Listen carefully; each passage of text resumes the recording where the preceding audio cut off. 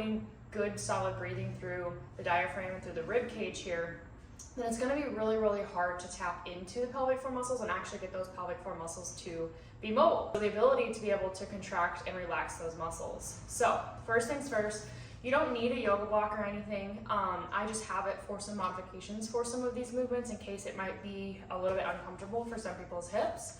So what we're going to focus on first is diaphragmatic breathing. So when I talk about diaphragmatic breathing, your diaphragm is one of the components of your deep core.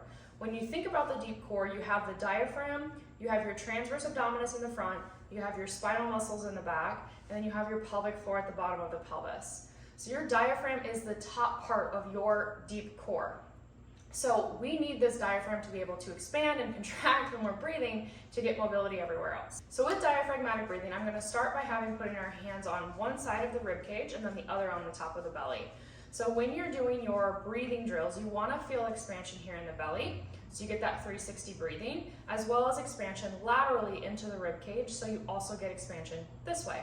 So when we breathe in, we want to focus on filling the belly with air, but not just that, we want to also fill our rib cage as well and the chest. So don't forget about the chest. The chest rises last. So the first thing that we're going to do is focus on inhaling here.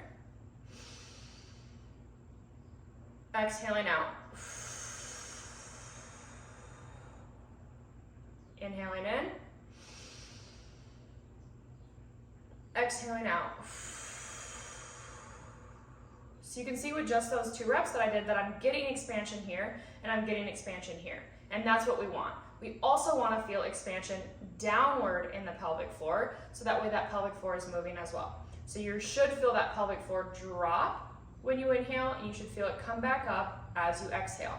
So now we're going to take those breathing techniques and we're going to employ them with these 3 stretches that I'm going to give you to focus on pelvic floor relaxation.